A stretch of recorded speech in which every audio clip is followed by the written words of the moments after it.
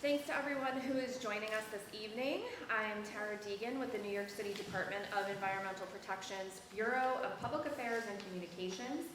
Today I am also serving as the New York City Water Board's hearing officer for today's public hearing on proposed water rates that would take effect beginning July 1st. I want to thank the Department of Education for making this venue available to us.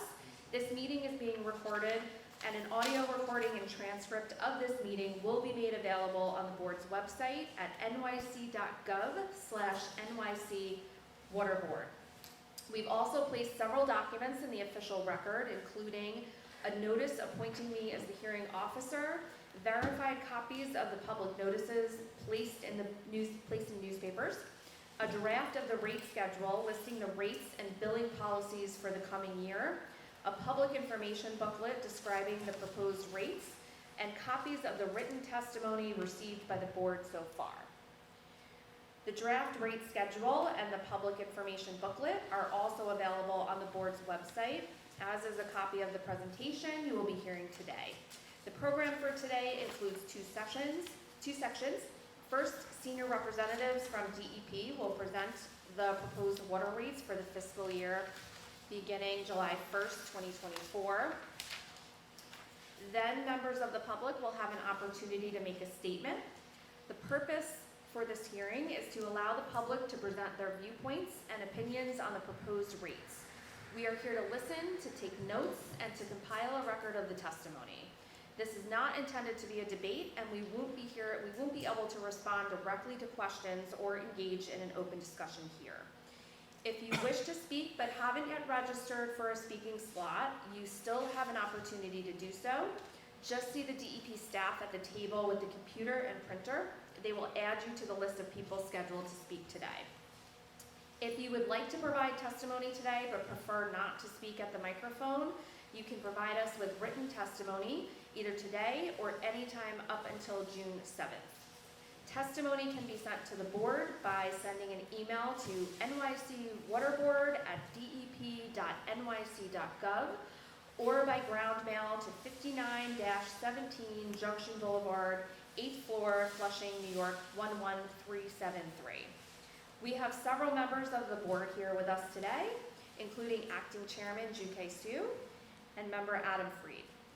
From DEP and the board's professional staff, we are also joined by DEP's Chief Financial Officer, Joseph Murin, and Water Board Treasurer, Omar Nazim. Before we get started, Acting Chairman Soo, would you like to make any opening remarks? I don't know. That's fine. Thank you. So now you will hear a presentation from the team at DEP. Put it over to you. Thank you, Tara. Thank you, Chairman Soo, for sitting in for Chair Carney, and thank you, Adam Freed, for being here as well. Thank you for the members of the public that are here. As Tara said, I'm Joseph Murin. I'm the Chief Financial Officer at DEP, as well as the Executive Director of the Water Board. We have the presentation that we are making at all these borough hearings.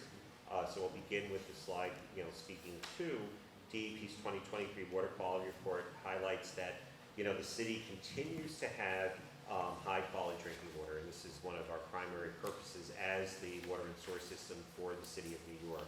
I'm not going to go into the details of that, but I will note there are copies of the Water Quality Report out front, as well as online if anyone wants to access it there. Next slide. I will also point out that we want to talk about some accomplishments that the agency has achieved over the past year as we get ready to propose and consider the rate increase. The agency is currently on track to have its lowest year on record in terms of water main breaks. And as you can see by the graph, we brought this down from a number that was back in 2003 at nearly 600 water main breaks per year. And at this point right now for the fiscal year 2024, we are just below 400. So we brought that down by almost 1/3. And this is a continued, it shows the investment that we've been making both in the personnel as well as the infrastructure improvements, ensuring that we can continue to have high quality water as well as be able to deliver that water in an efficient and productive manner. The next slide, please. And as part of that that entails us having a robust capital budget. Construction work continues to be DEP's core at the agency is on track to reach $3 billion of capital commitments as part of its $29 billion capital program. As the chart shows, we have about $9 billion, just slightly more than $9 billion in sewer work, almost $9 billion in water pollution control, that's our wastewater treatment plants and pump stations around the city, $6.4 billion in water distribution, that's upstate as well as in city that's mainly into city distribution for water mains. And then water supply and transmission, almost $4 billion, that's upstate for dams and reservoirs, and then equipment to support those at just under just $800 million.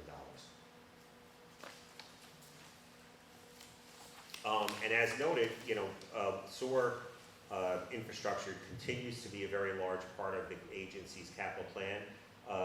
This is the part of the agency's climate and resiliency staff are leading an evaluation of stormwater resiliency across New York City in the face of increasingly frequency and severe storm events. So that is a continued effort by the agency to ensure that we have the infrastructure, both hard infrastructure such as the sewers and the prevalence now of green infrastructure and other measures that are necessary and to control stormwater, to make sure that, especially as climate change gets worse. Next slide. Another key project milestone we're achieving is towards the construction of DEP's $1.9 billion Kensico Water Tunnel project. The Kensico Reservoir is on the east of Hudson side, and this is a project to connect it to the UV plant, and it will provide additional redundancy to the system to ensure that we can have continued transmission of high quality water from the west of the Hudson over to the east of the Hudson, and be able to make sure that it's not going to be subject to any points of failure. To that point also, work continues on the Roundabout West Branch Bypass Tunnel, which is completed, and we're preparing work now for the shutdown of Delaware Aqueduct repairs that will happen this fall to make the completion of this tunnel connection. This has been delayed due to various health and safety issues, as well as to ensure the safety of the workers that are on that project, as well as to make sure it can be done in a timely and efficient manner so that it's not going to disrupt water transmission, and that's why it's targeted for the winter time when water usage is at its lowest level during the course of the year. This is a nearly $2 million project that has been underway for a number of years now, and so we expect this to be completed, all things going well, sometime next calendar year. Next slide.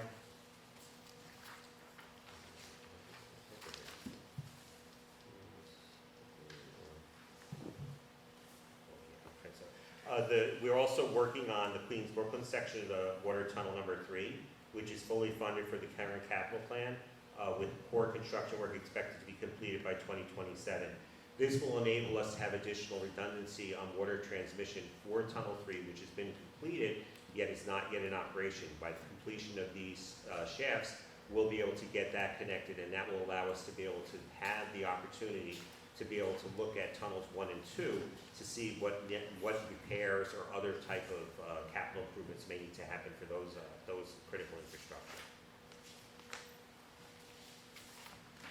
Next slide. And then finally, well, I shouldn't say finally, I think there's one more. Important improvements are being made to the Hillview Reservoir, which are also funded for this capital plan. The largest component piece of the Hillview Reservoir for next year is the planned construction of the chemical additions building. This is a critical infrastructure to ensure the efficiency and state-of-the-art chemical treatment of the process of the water when it reaches Hillview, which is the distribution point for the water system, just in the Bronx, north of the Bronx line, I should say, in Yonkers, before it's distributed to all the residents and industry and commercial buildings throughout New York City. Next, and finally, water mains are being upgraded in Central Queens with the most of these are being done below budget at this point. Fingers crossed, and in a timely project completion. I will note that the commissioner was out in Whitestone just yesterday announcing a 6-mile sewer project that's planned for that section of the Queens. Now we get on to the DEP rate proposal and financial update. So as the slide shows, we are proposing an 8.5% rate increase for fiscal year 25. That is starting July 1st, 2024. This is necessary to ensure the system will continue to produce the revenue necessary to support strong bond ratings, and especially important consideration in light of the interest rate volatility of the last several years. It aligns the rate with consumer and utility inflation trends. The 10-year average water rate increase has been below the New York City metro rate of inflation, and you can see that by the notation on the side there. It is comparable to the 8 to 9% rate increases some other large cities in the Northeast and Mid-Atlantic region are proposing or have adopted. And it's comparable to recent regulatory rate cases approvals, which include mid to high single-digit increases. That mainly encompasses gas and electric rate increases.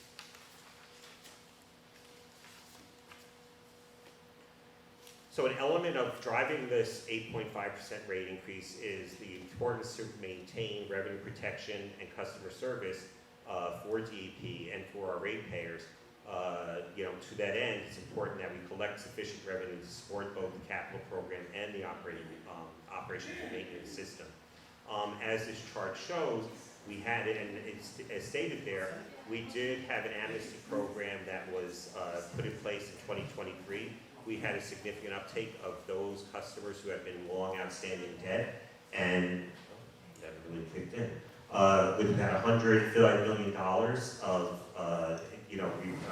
payments of outstanding debt, which resulted in $22 million of interest forgiveness for those ratepayers. We've also considered water shutoff notices, which we began in 2023. More than 600 properties have received notices, resulting in $3 million of increased cash revenue. We are also having our Bureau of Customer Services partnering with outside counsel to assist with collections of past due balances from accounts with large amounts owed, including multifamily properties. Yet, while all these efforts are significant towards reducing our delinquent accounts, chronic delinquency rates have increased, and higher interest rates are resulting in increased accounts receivable, with our accounts receivable balance standing at over $1 billion now. Through May, we've had revenue collections of just over $3.7 billion, which is 2% more than fiscal year 23. Yet we did put in place a 4.42% rate increase, so we're below that target, and right now we're 1% below the target of what we projected we needed for this fiscal year. So part of this is also to make up for what potentially may be some lost revenue for this year.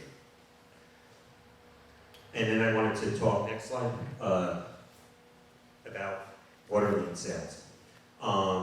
While recent city tax lien sales did not include water and sewer receivables, the next cycle of reauthorization of lien sales legislation may include water and sewer bills. The Adams administration is working with the City Council to reauthorize lien sale, which has been an effective tool in the past for the purpose of managing past due water and sewer receivables. Since 2019, the city's lien sales have not included the water and sewer arrears, whereas previous lien sales included a combination of liens secured by property taxes, water and sewer, and emergency repair charges, which has led to increased accounts receivable balances. The sale of liens during previous fiscal years, together with the pre-sale notification process, resulted in substantial revenues to the system and supported lower required rate increases. Without the lien sale, other categories of revenue protection are available, including negotiated installments, agreements with customers, enforcing property liens outside the lien sale process, and reliance on the court system. A reauthorization of lien sale may include program changes and exemptions to protect vulnerable populations. The next slide goes through the component pieces of what the 8.5% rate increase is comprised of. As noted, 3.1% is due to the city's recent request for the rental payment, which was not previously forecasted in the rate projections. It also includes 0.2%, which is O&M increase for system new needs, emphasizing on stormwater programs. It includes 0.8% of operating expense budget inflation. This is due primarily to personnel costs, such as the recently settled labor agreements with the city, about 4 city employees, as well as an increase in fringe rate that the city has to pay on all of its employees. Then there is 3.1% for debt service related to the ongoing and expanding capital program, as was referenced previous slide. And finally, there's 1.3%, which is related to revenue declines. As you know, I will make people aware is that generally we have about 1% reduction in water consumption each year. Yet at the same time, the cost of running the operations and the debt service are not going down, currently with that decrease in consumption. So we need to make up for any lost revenue due to less water sales. Next slide.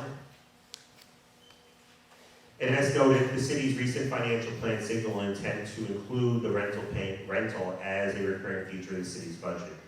Payment of rents to the city's use of water and wastewater assets owned by the city is allowed by the 1985 lease agreement between the city and the water board that was signed following passage of the legislation creating the current legal structure of the water and wastewater system in 1984. The rental payment was part of the lease for two reasons: to provide a mechanism for the city to obtain reimbursement for the cost of water and wastewater debt issued prior to 1985, and to reflect the economic value of an important part of the city's asset base. When the city requests rent, the amount of rent represents both an additional cost of the water and wastewater system that must be recouped through the rates, as well as an additional revenue source for the city that becomes part of the city's general fund available to fund city programs. The city's financial plan released in April 2024 reflected a partial rental payment of $145 million, that's a half-year value approximately, for fiscal year 24, and then a full annual rental payment request for fiscal year 25, and then carrying through fiscal year 2028 and into the out years. Next slide. Okay, got that. Since the lease was first signed, the city's financial practice involved requesting rents from the water board in most years. As the graph shows, this has been a consistent request within the city's budget going back to 1985. There were a few years over, the previous administration and somewhat into this administration. However, the rental payment is one mechanism available to the city to obtain funds for city expenses and municipal programs, including expense categories such as police, fire, and sanitation that directly benefit and protect the water and wastewater system. Since municipal assets are usually tax exempt, municipalities wishing to generate revenue from municipally owned assets often look to charge fees for use of the assets or to otherwise use development payments structures resembling property taxes, such as the rental payment as an alternative. Since the lease agreement was first signed, the city has requested rental payments from the water board in most years. Next, we go to the rate impact. Residential use charges in fiscal year 2025 will continue to remain lower than the average charge in other large cities. This is a consistent comparison we've done over many years now, where we have our rate consultant do a survey of 30 large, municipalities, and as is shown for 2024, the city's rate of an average homeowner, a resident homeowner, for 70,000 gallons per year was $1,088. The 30 city average was $1,372. So we, in New York City, were 20% below the 30 city average. We don't yet have the survey, of course, for 2025, but we expect to be somewhat in that same range going forward. And then as to the terms of the rate impact on customers, residential customers with average Shell's water use would see a moderate increase to their monthly payments. So here we have a chart showing the average single family charge, which is currently about $1,088 per year. That will go up to $1,181. That's an increase of $7.71 per month. For the average multifamily meter charge, that will go from $808 up to $877, $5.73 a month. For multifamily conservation program users, this is $1,184 per unit. That will go up to $1,285 per unit, an increase of $8.39. And we will be keeping the minimum charge flat at $463. Next slide. Here we go through and show the component pieces of the budget that the board will be considering for fiscal year 25. We have an estimated need of $4.4 billion of revenue in fiscal year 2025. And that amount of money will cover the operations and maintenance expense of the system, just under $2 billion. The debt service of the capital program at $1.7 billion, There's also a component of debt service, which is, cash finance debt, PAYGO as it's called, which is $325 million. There's the Water Board and the Water Finance Authority's administrative costs for, managing the cash management and the debt service cost of the various bond offerings. That's $124 million. And then there is the rental payment, which is at $289 million estimated for fiscal year '25. And we have that highlighted on there because these are really both two new adds to the program. So they do combine, add an additional almost over $400 million of cost to the system for paying for the rental system, the rental payment in fiscal years '24 and '25.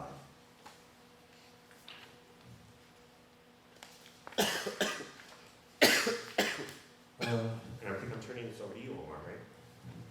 Okay. So the next slide is it's a banking consulting type of chart, but we show it to make 2 points. The first is to remind everybody that we pay for our construction projects and our capital equipment by working with an important local industry, the financial sector, to issue bonds and other financial instruments to get the debt capital we need to pay for the construction and the trucks and the equipment that we use to build and manage the system. And it's a useful partnership with a part of the private sector, but it introduces another source of budget variability to our financial projections, which is when we go to issue bonds, we don't know for certain what the cost of borrowing that money will be until the day we sell the bonds. We know what range it will be in usually, but it bounces around from day to day, and it can bounce around considerably from week to week or month to month. And so the chart here is intended to show you some of that variability, first of all, to emphasize that partnership we have with the financial sector. And second of all, to emphasize that variability over the last few years has been greater than has been the case in the past. We've seen interest rates go from an extraordinarily low level during the pandemic to a more normalized level as we see in the markets today. But the trend in the borrowing costs generally being upward. So when we go to look at the financial projections, we, for the last year or so, assumed a trend of higher borrowing costs and more difficult to predict interest rates. So those two factors are part of the reason for the rate increase today. Now the next slide is sort of a follow-on, a sort of dovetail to that capital markets partnership. And an important part of when we go to sell bonds to Wall Street is what's called a credit rating. It's basically a letter grade score that rating agencies give the bonds, it goes A, B, C, and so on, and there are sub-tiers within that. And we have, because of our partnership with the Water Authority and other parts of the city, we have very strong bond ratings, and that lets us borrow money at favorable cost, whether market rates are up or down. We usually can borrow at a lower cost than other municipalities or even other parts of the city can. And when the rating agencies give us those scores, they look at a number of different factors, but the level of the revenues we have as compared to our debt service costs, and our willingness and ability to continuously and responsibly manage the rate structure and equitably allocate the cost of the revenues across our customer base are important parts of what the rating agencies look to. And so part of the story of the rate increase is to emphasize that story of the rating agencies that are able to raise the rates consistently and responsibly, and to fund all of our expenses, and to make sure that we're able to cover the debt service costs and maintain the cash reserves we need to ensure that the bonds retain a steady audience and that we can borrow at the attractive borrowing costs we've enjoyed for many years. Now the next slide is in a way a sort of counterpoint to that. So when we deal with the financial markets, the focus is usually on the strength of revenues and our ability to collect the revenues and set rates appropriately. And rating agencies usually prefer higher revenues and more revenue, and the path of increasing rate increases. And that is in a way in tension with the affordability challenges some sections of the city and some property owners experience the water costs are a burden, a significant burden for some sectors of the property owning universe, both of the smaller property owner end of the spectrum as well as the larger landlord for the community, and for many businesses that own their property or that pay the water bills directly. And what we've done, and this is a big change from over the last 10 years, and it's been kind of an interesting kind of theme through the Bloomberg, de Blasio, and into the Adams administration, is the desire to do more on the customer affordability front. If you went back to, say, 2012 or 2013, our philosophy was you maintain a good rate structure, the rates are low, that's, if you use your water carefully, that's affordability. And that was in a way true, but it overlooked the fact that water usage is inevitably high in some properties, and even a reasonable water bill can be debilitating for certain households, to say nothing of people can experience a hiccup or a financial disruption that makes it difficult to pay the bill regardless of what the bill is. And kind of hearing that feedback, the three administrations in a row have kind of, sort of in an interesting way worked sequentially to expand the range of customer affordability programs the board offers. So it's gone from having $0 of explicit customer affordability in 2012 or 13 to having what's probably the largest customer affordability program in the country now, a $30 million a year recurring program that allocates benefits to small property owners, affordable landlords, as well as properties that take conservation and kind of oriented steps to reach out to us and correct certain categories of home repairs. And that $30 million portfolio is in a way new. Is sort of a nice partnership between three different mayoral administrations. It's kind of mirrored by what I would call an opportunistic philosophy of the agency to reach out to partner with other government actors or to stand up kind of one-time programs when there's demand for it, when appropriate, when money's available in Washington or Albany. And you've seen a lot of that last year with the amnesty program that resulted in $100 million plus of payments and $22 million of credit relief to customers. And you've also seen it with Albert Kramer, our head of customer service and billing, is here. You've seen it through his organization's successful partnership with the state to obtain federal low-income homeowner assistance funds, which brought $33 million of outside money, federal money via Albany to the system. So it's kind of what we do in self-fund is nicely paired with kind of Albert and the agency's outreach to government partners. Slide 14 is kind of the detail of that $30 million recurring customer program. I won't bore you about it, but I will emphasize the very bottom line of it, which is a program we have that a lot of people don't know about, which is the leak forgiveness program. It's a program where if you're a property owner and you experience unusual water usage and you correct the leak, and you tell us about it, we check the consumption, we see that the high usage is returned to normal, we can rebate half the cost of the leak to you, and that can be a substantial benefit for small and large property owners. It can be a benefit of typically several $1,000s when we issue a leak forgiveness credit. So you have to spot it. What it does is incentivize you to monitor your water consumption, get the electronic billing, sign up for water use alerts, and you see something, take quick action, and after you fix it, send the bills in, we can issue what could be a very substantial bill credit if you had taken those corrective, proactive steps. Joe, I'm going to give it back to you for the MCPs. All right, thank you, Omar. So on the MCP program, the multi-conservation program, DEP is exploring pathways to more closely align the MCP rate with affordability and conservation measures. The multi-conservation program came out a number of years ago, and there was the intent to have people, put in conservation measures, and many, larger properties have done such measures. There's quite a few that still need to go through those. This we have found it's not been working as effectively as we would like, and we've come to the board on a number of occasions to have this, deferred. And we are looking at doing one more deferral, and the intent is to go through and look at this program much more vigorously and have it so that it's targeted towards true affordability measures. We don't think that the way it's structured right now is capturing that type of, outreach and ability to get the right type of rates that are going to help the affordability housing affordability community out there. So we are asking for yet another deferral on this so that we can go and have a robust look at this by the end of the calendar year and then be able to bring something back to the board in calendar year 25 to be able to consider and, put something into effect that's going to be much more, robust than what we're seeing right now. That concludes the public presentation portion, so I'm going to turn this back over to the hearing officer. Thank you very much.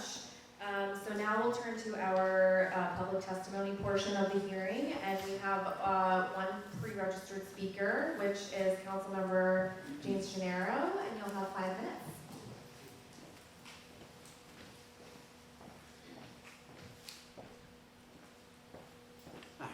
Thank you. Test. Okay, I got it. Don't turn on the clock until I'm set up here. I got my papers. I've got a testimony, which I'll handle when I'm done. And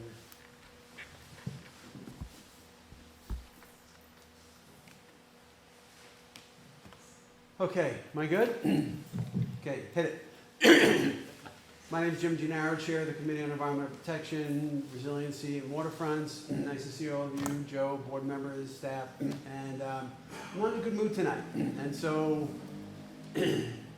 let me just go back in time a little bit. I don't want to eat up the clock too much, but I worked for OMB in 1983 and 1986 in the Capital Division when OMB was looking to get DEP out of the city's regular capital budget. The idea was to have it make it self-sufficient, fee-for-service, metered, and that would reduce consumption. What it did, which it did, and that was all a good paradigm. And so the Water Finance Authority was going to take care of financing going forward. The Water Board was created as a regulator, although not really a regulator, kind of a fake regulator, in that the regulated entity, DEP, and the Water Board are one and the same because you don't have any independent staff. This is not like DEP. This is not like the PSC and Con Ed. Let's all face it, it's a joke. But it worked. It worked because the Water Finance Authority was going to take care of getting the money, and the Water Board was going to work assiduously with DEP staff to put together conservation programs and all that. All that was good. And then there was the issue of what are we going to do with the accumulated pre-1985 DEP capital general obligation debt.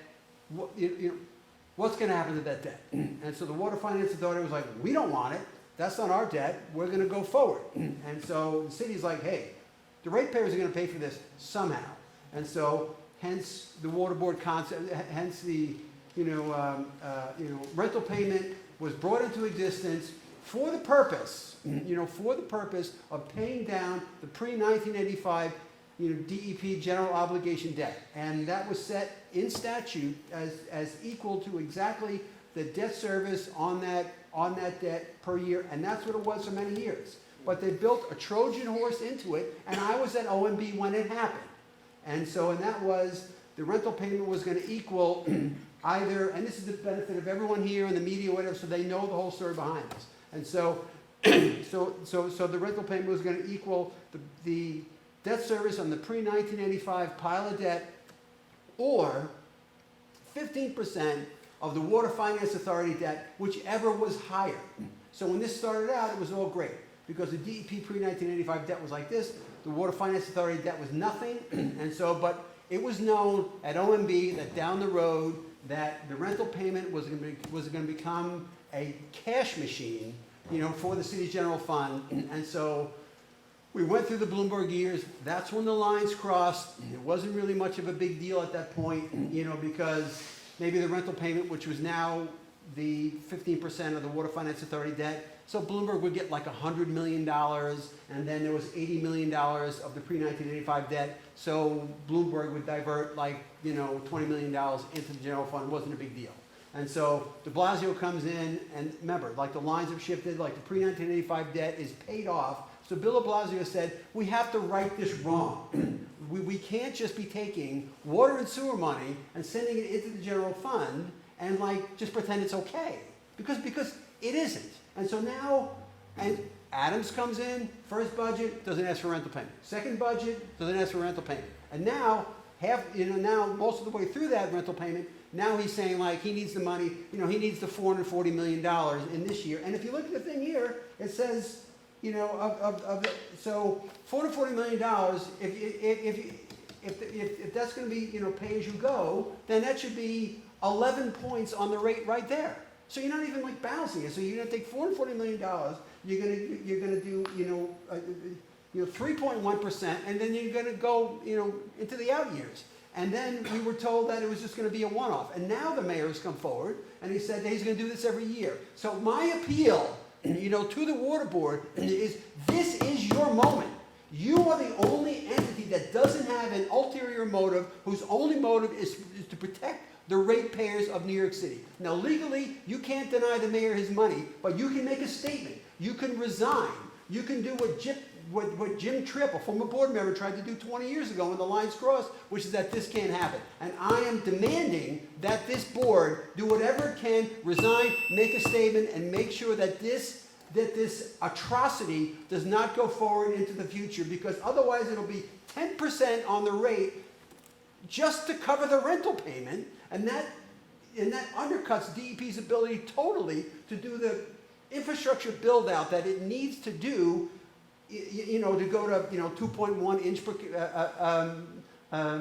How is it going to do that if it's looking at a 10% rate increase just to pay for the rental payment? And when people pay their water and sewer bill, they expect that money's going to water sewer. It's not. It's going to all the other agencies, just like Joe said.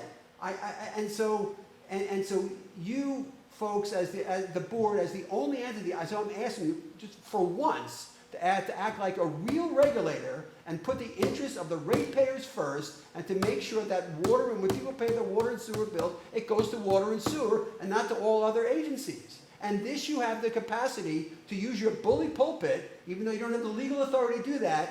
Jim Tripp resigned over this, and it's just like, and now is your moment, because up until now, and the water and DEP, in the absence of the rental payment for years, everything worked fine. So everyone knows that this is just a backdoor tax that Jacques, the budget director, who needs money to balance the budget, is taking the rental payment. But his problem is not your problem. Your problem is the water and sewer ratepayers. That's who you represent. So Jacques got a problem with balanced budget. Mayor's got a problem with balanced budget. And it's just like, it's not up to you to help him with the problem by taking money from people, $1.4 million over the next 4 years. We'd have to raise 36% just to cover that. And now we're kind of hiding it, because even though we're taking $440 million, which would be 11 points on the rate, it's only 3.1. And so how does that even square? I'm going to the state controller about this, and I'm just saying the members of this board, as much as I love you folks, are going to get real famous real fast if you don't make a statement and go all the way to the mat on this and make sure that this atrocity stops, because this is such an overreach by the mayor, and you should not be part of his freak show. Thank you very much. I do like your work. Thank you.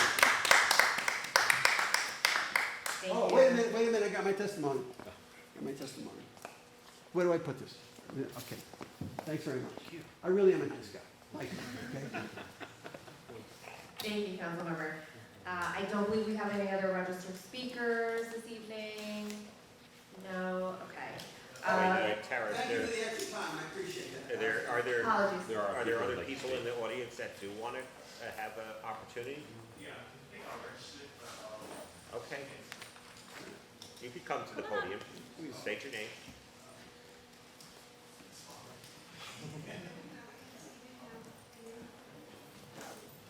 Please state your name. Anthony Johnson. Good afternoon.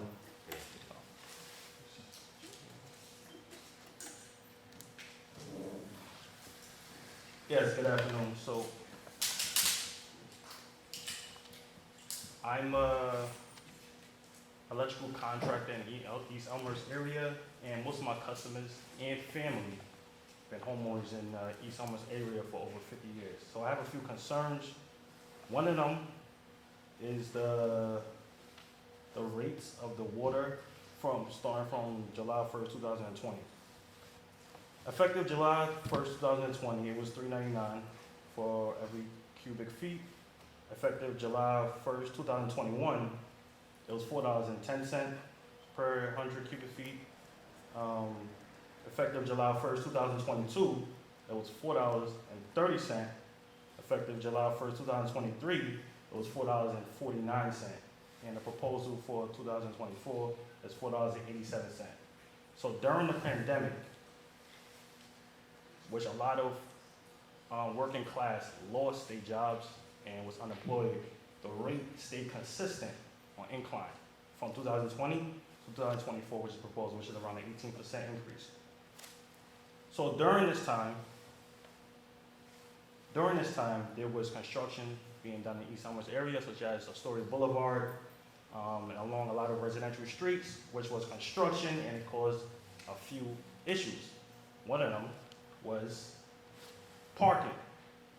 Parking inside the East Elmhurst residence area was an issue because a lot of material for DEP was stored on the streets. And also, it was a noise complaints, several noise complaints that happened, and air quality that was got worse because of the construction in the area. Second would be the water meters on record don't be tested unless a customer requests for it. So I have customers inside the East Elmhurst area where the water meter hasn't been tested over 10 years. So I decided to do my own separate test on one of the customers, and according to 1 cubic feet, it's supposed to be 7.48 gallons. After 6 gallons, the meter went up 1 cubic feet. That's around a 15% off of accuracy that homeowners don't know about. And most of the homeowners is retired, and so they don't have the means of doing this test themselves. So second would be,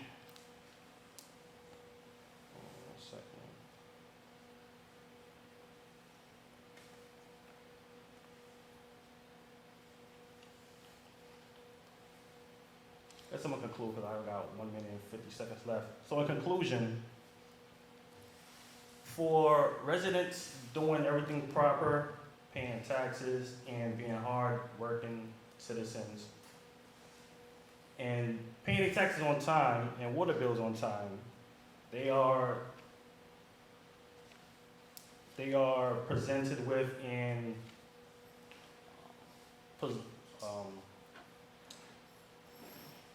showed with an increase rapidly and consistently, and causing more hazards when it comes to construction. And my proposal would be, if DEP can give out new shower heads to customers to help the water consumption for the customers. Con Edison gave LED light bulbs when light bulbs was cheap to help the electric bill for customers. DEP has done nothing. And second would be, every 2 years, test the water meters to check the accuracy of the water meters. Because nobody knows if it's accurately being read. And that's a major issue. All right, thank you. Thank you. Mr. Johnson, for, wait. Please get the spelling of your name, I'm sorry. How would you spell your name? Anthony, last name Johnson. But I would like to say, Mr. Johnson, Acting Deputy Commissioner Kramer is here, and if you know of people that have this issue with their meter, that you think it's running slower, and it could also run fast, so you could have it going either way. So if you want to give him, name and information, they could go and do some of that testing if need be. We do that on a regular basis, but usually not. Meters don't slow down, like maybe until 7, 8 years old, if even then. So we would like to know if there is a concern, if you know customers that have had this problem, you know, the Bureau of Customer Service can reach out and help them if necessary. So, you know, we'd like to, if you're interested, you know, he can help you or help those people out if need be. Okay, but I'm not talking about my specific No, customer. no, I know, but it could Overall, be, so I yeah, appreciate it though. So, but if you know Okay. those, and if they want to get in touch with them, you know, one of our readers could come out there, and they could work with the homeowners here as well. And we'll take that into consideration about the shower heads as well. Okay. So that's a very good suggestion, so yes. Thank you. Thank you. We have another speaker?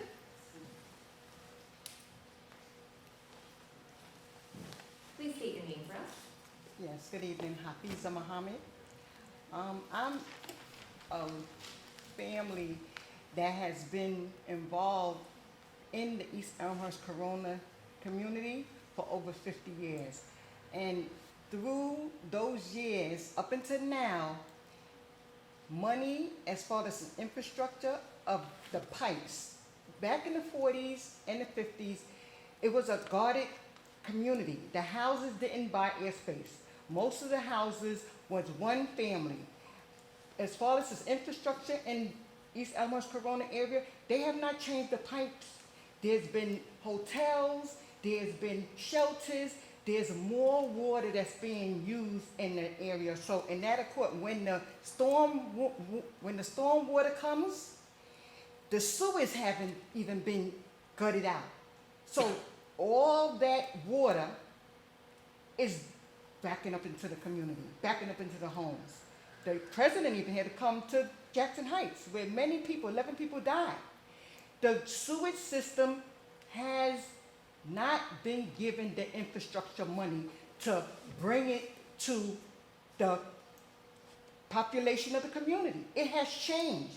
And anything that needs to be done, it needs to be taken care of, because the money that these homeowners is paying, these retired, hard-working citizens, when they pay their water bill, they pay it. When they have their insurance, they pay it. It's sometimes a stipulation where if you don't write exactly what kind of damage that the water does, the insurance company don't buy out. Where the Department of Health come and make the house condemned. Why? Because the sewage is not being cleaned out, so when it rains, it's nowhere for the water to go but into the homes. In the wintertime, when it's cold, it's like going down a sled from Astoria Boulevard down to Ditmars Boulevard. That's not fair. Money is there. The infrastructure, the finance committee, that's not right. And it's been going over for like 50 years. Where is the accountability?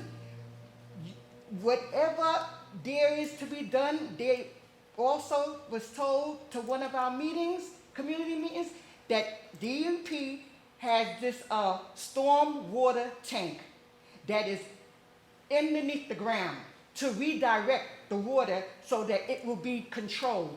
Where is it? People have lost their homes because they paid their insurance, but because it wasn't specifically modified as worded to be getting fixed, they end up having a home because these elderly. What you're trying to do, all I'm asking of you all, which is the DOP, Department of Environmental Protection, protect the citizens. Protect their taxes, that maybe some of this money is going to taxes. Maybe it's going to somebody else. You're raising it, and it's not going into the communities of Corona and East Elmhurst. I pray that this meeting, throughout, you have one in Staten Island, you have it in Mercy College in the Bronx. Don't let it be a revolving door of not being accountable, of protecting people's livelihood. They, like I said before, in Jackson Heights, people died because the sewage. If you go and you have the construction lift up those sewage, you'll see more dirt, trees. No water can't go down there. It's cluttered. Where are the construction, or where the accountability of the equipment to remove those big metal where the drain go to clear that out? And the money, infrastructure money, give it to the communities. We see it. We live in it. It has destroyed many of us and our homes. Thank you. Thank you very much. Do we have any other speakers tonight? So this is the third of our 5 borough hearings for this year. This concludes today's hearing. The board will consider all of the public testimony and will vote on its budget and rates for next year at its upcoming meeting on June 13th. If adopted by the board, new rates would take effect on July 1st. Thank you. Oh, do you want me to do that? Yes.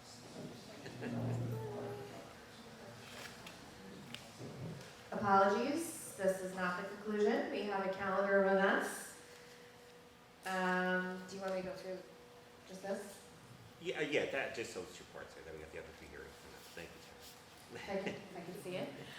Okay, so we've had, so our next hearing is in the Bronx. It is tomorrow, May 30th at Mercy University, 1200 Waters Place at 6 p.m. We have our final hearing in Brooklyn on Tuesday, June 4th at St. Francis College at 179 Livingston Street on the 5th floor, also at 6 p.m. And as I said, we have our final, the water board meets to vote on the budget and the final rate on Thursday, June 13th at OMB at 255 Greenwich Street, 8th floor at 9:15 a.m. So, and we, as we mentioned before, we had already had 2 other public hearings, one in Staten Island and one in Manhattan today. So to recap, the in-city proposed rate increase of 8.5% beginning July 1st, 2020. The public hearings are taking place through June 4th, followed by the board meeting on June 13th. Testimony, comments, or questions regarding the proposed rate, the hearings, and any prepared testimony, as well as requests to register to speak at hearings should be directed to NYC Water Board. The preferred contact methods are by email at nycwaterboard@dep.nyc.gov or by phone at 718-595-3591, weekdays between 9 a.m. and 5 p.m. If you would like to send anything in by mail, we are at 59-17 Junction Boulevard, 8th floor, Flushing, New York, 11373. So again, thank you very much. This concludes our hearing.